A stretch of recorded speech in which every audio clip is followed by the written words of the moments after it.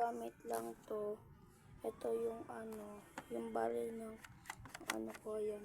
Pag ginanon mo siya, biglang meron din lalabas dito.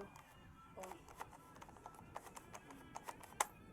Tapos hindi din siya ordinaryong baril. Diba? Pag dito may lumalabas na spike. Tapos ito naman, di naman to ordinaryong calculator. Ito siya. Maliit siya guys ha. Ayan oh. Oh. Pero hindi siya gumagana guys. Diba hindi gumagana? Ayan oh. Yung 6. Wala talaga guys. Tapos ito pa.